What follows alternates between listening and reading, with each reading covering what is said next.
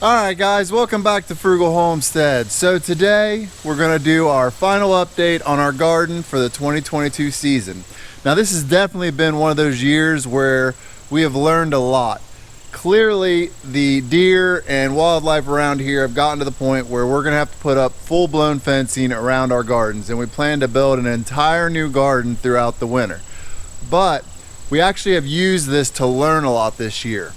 As part of replanting this year, we actually put in some butternut squash, which is something we normally don't grow but we really like, and it actually did fairly well in a very short season.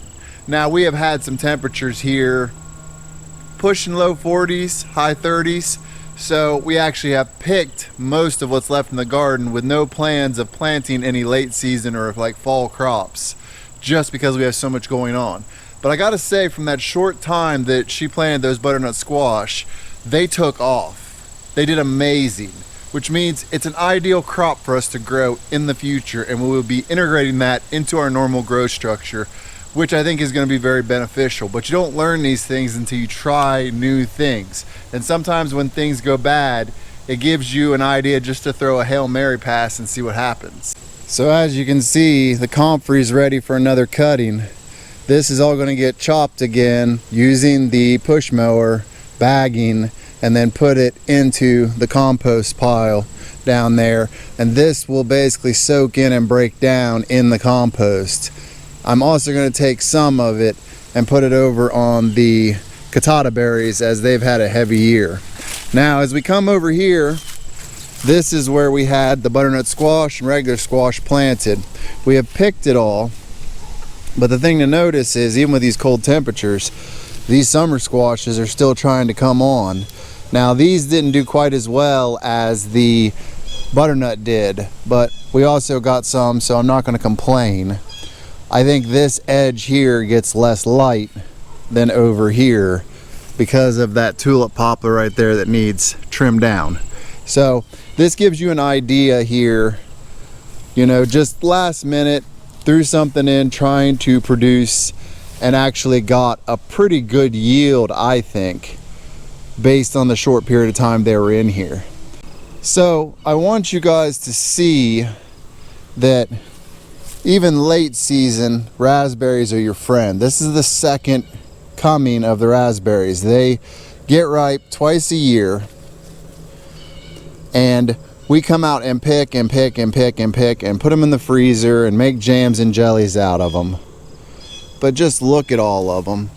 And this is the second go around. We are almost to the first week of October.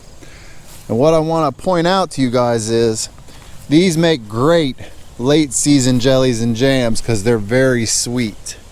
Now we have come to the point this year where we're just letting nature take their share. But I'll tell you, there's still a lot of great berries on these plants. Now, as you can see, I've mowed all the zucchini plants down. They actually produced extremely well, and we enjoyed them thoroughly. But the shining star this year has been the catata berry. And at this point, they are in pretty much full hibernation mode. We've got some new starts here we're about to cut away and see what comes back next year. But even now the plant is still trying to finish off with a little something. We will of course have to go through and cut a lot of these canes back, especially the larger ones, and just let it reset for winter. And then we got to come over here and start training these plants back up, and probably put some posts or some fencing around it to condense the plant more, or it'll go crazy out into the different parts of the yard and then try and reproduce. That's not what we want. We want to control the reproduction into pots and various items to make more plants.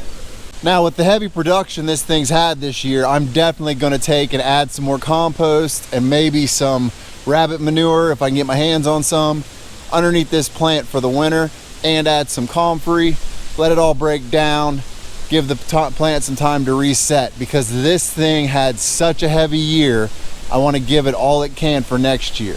So that's one thing I'll have to handle.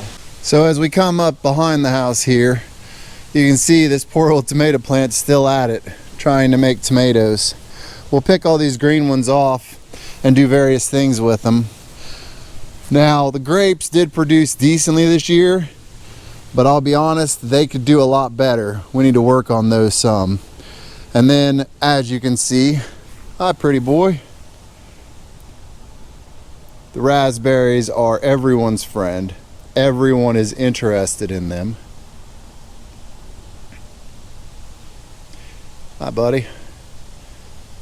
He's posing for the camera. So, we'll let him go ahead and finish his meal. But honestly, these guys are all still producing, and that's exactly why we're leaving them, because nature wants its share, and we have no problem with that as long as it leaves a little for us too. Now the blackberries back here need a major trimming and overhaul. You can see the browning on the end of these, bunch of brown dead canes here. So in reality, a lot of trimming needs done, but a lot of the canopy trimming also needs done, which has become quite clear to me. So I will have to take out some of these smaller lightwood trees and a lot of this undergrowth. That way it doesn't grow up in the future and shade these guys out. They don't mind a little bit of shade, but this year showed me it was a bit too much. So clearly this has been a learning year for us, as every year is. If you ever think you're going to stop learning, you're obviously not paying attention. Now the reality is nothing's perfect. You do the best you can, and you be grateful for what you do get. Now, if you guys are like us, you realize there has to be some balance between nature and you. But at the same time, you have to set limits on how much you're going to let nature strip your work. Like for us, we can't give up our entire crop to nature. So we will be putting in very large fences next year in our new garden. We will be doing some raised beds as we're getting older, and being bent over all the time is not going to work. Now some crops we will still have in ground. We are already plotting out our new garden, and you'll see videos coming on it. But if you've watched all of our garden updates videos this year, we appreciate you. We just like to show that nobody's perfect. We want to show you the real deal, and this year most people would have chalked up to a failure. But now we've got a new crop that we know we can grow well, that grows extremely well, and I'm excited to see what I can do with that next year when I can get it in some real sun. So with that said, we appreciate you guys coming along with all these videos, and it's an extremely windy day.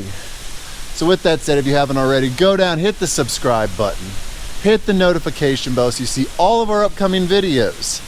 Make sure you leave us a comment, let us know how your garden fared this year, give us a like, and we will see you in the next one. Holy crap, it's a really windy day.